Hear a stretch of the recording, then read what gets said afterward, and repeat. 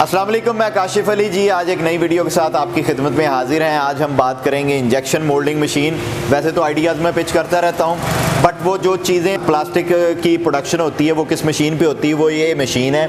इसको बोलते हैं इंजेक्शन मोल्डिंग मशीन। अगर मैं आपको ये दिखा सकूँ और थोड़ा सा कॉन्सेप्ट क्लियर कर सकूँ, क्योंकि बहुत सारी मुझे फ़ोन कॉल्स आई हैं कि लोगों ने कहा जी 50 चीज़ें हमने बनानी है, तो आज उस क्वेश्चन को मैं क्लियर करना चाहता हूँ कि 50 चीज़ें बन सकती हैं इस पर, लेकिन आप फोकस और टारगेट सिर्फ एक या दो चीज़ों को ही करते हैं। ये इसका टायर रॉड होता है जी, ये इसकी लेंथ है और इस तरह इसकी ये विड्थ है। इसके अंदर मोल्ड ने फिट होना होता है, ठीक हो गया।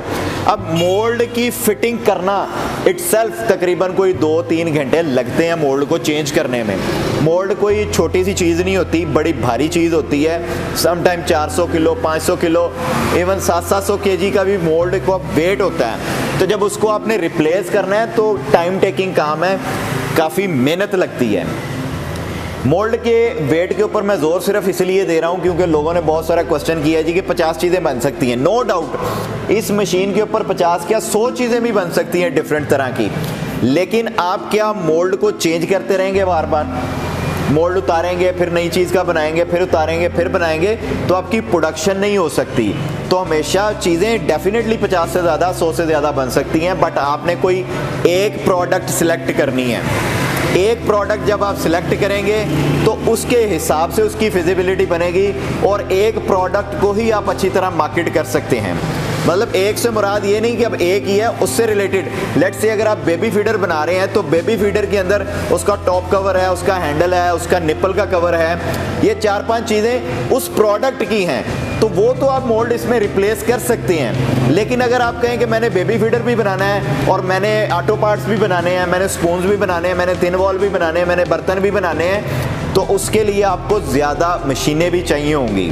मशीन यही होती है, इंजेक्शन मोल्डिंग मशीन ही इसको कहते हैं। अच्छा, एक तो इसका टायर रॉड का साइज मैटर करता है, दूसरा इसका डे लाइट स्पेस मैटर करती है, तीसरा जो चीज़ मैटर करती है प्रोडक्ट का वेट मैटर करता है कि आप जो चीज़ बना रहे हैं उस प्रोडक्ट का वेट कितना है।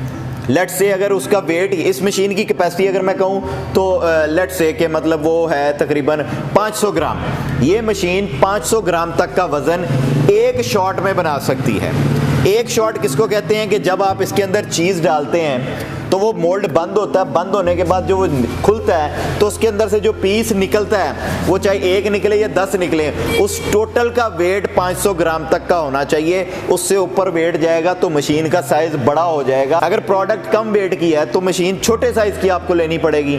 तो इस तरह आप उसको डिज़ाइन करते हैं। और सम टाइम ये होता है जैसे फूड कंटेनर के थिन वॉल होते हैं, उनका वेट बहुत कम होता है बट उनको स्पेस ज़्यादा चाहिए होती है, तो ये दोनों तीनों चीज़ें कंसीडर करती हैं। अब इसमें मैं आपको बता देता हूँ कि ये स्क्रू बैरल है, इस हिस्से में स्क्रू बैरल लगा होता है। ये इसका हॉपर है किस्म का, यहाँ पे ये तो एक कुप्पी सी लगी हुई है, यहाँ पे हॉपर ड्रायर लगता है। कुछ मटेरियल्स ऐसे होते हैं जिनके अंदर मॉइस्चर होता है, वो मॉइस्चर को सुखाने के लिए, उसको फ्री करने के लिए हॉपर ड्रायर लगाना पड़ता है। हॉपर ड्रायर से गुजर के वो माल जो मटेरियल है, जो दाना है, वो खुश्क होता है और उसके बाद उसके अंदर जो नमी होती है वो ख़त्म होती है, फिर भी ये स्क्रू बैरल के अंदर आता है।